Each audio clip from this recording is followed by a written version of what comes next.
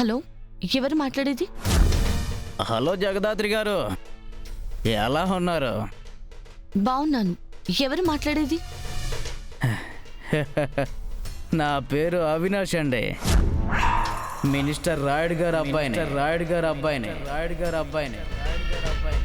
ఏంటి మేడం, నా పేరు వినగానే నోట మాట పడిపోయింది? నేనెవరో తెలియదు, నాతో మీకేం పనని అడగండి మేడం. మీరెవరో నాకు తెలీదు. నేను ఫోన్ పెట్టేస్తున్నాను. హలో, ఒక్క నిమిషం జగదాత్రి గారు. నేనెవరో మీకు తెలియకపోవచ్చు,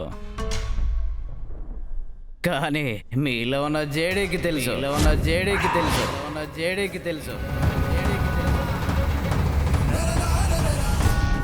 రే బావా, ఇప్పుడు జేడీ డ్యూటీ దిగిపోయింది కదరా. ఇప్పుడు డ్యూటీలో ఉన్నది జగదాత్రి. అరే అవును కదా, నేను మర్చిపోయానురా. నువ్వు జేడీతో మాట్లాడాలంటే జగదాత్రి గారు షర్టు ప్యాంటు వేసి మాస్క్ పెట్టుకున్నప్పుడు మాట్లాడాలి. ఇప్పుడు మేడం చీర గాజులు వేసుకున్నారు కదరా.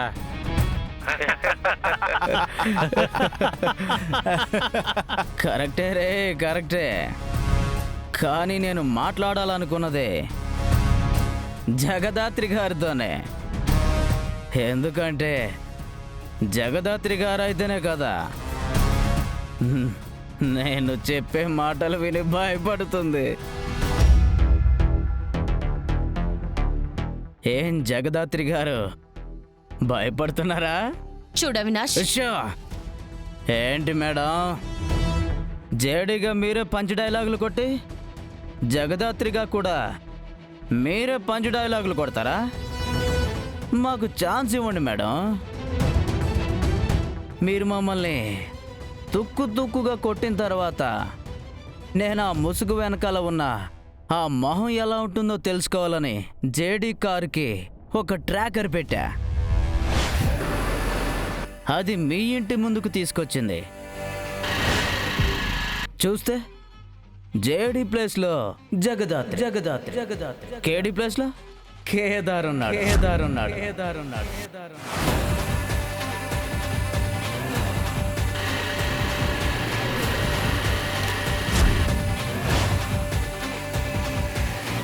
జేడీ బలమేంటో తెలిసింది, మరి జగదాత్రి బలహీనత ఏంటో తెలుసుకుంటే మీ ఫ్యామిలీ అని అర్థమైంది. రే, నా ఫ్యామిలీ జోలికి రావద్దు. నాకు రావాలని లేదు మేడం,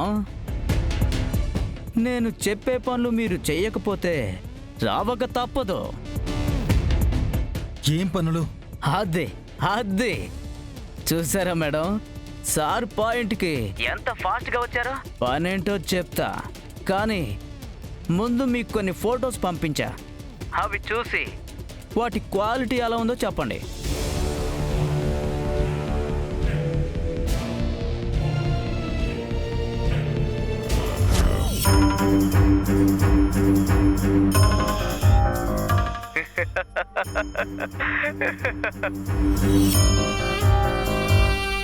ఈ ఫొటోస్ని సోషల్ మీడియాలో పోస్ట్ చేద్దాం అనుకుంటున్నా.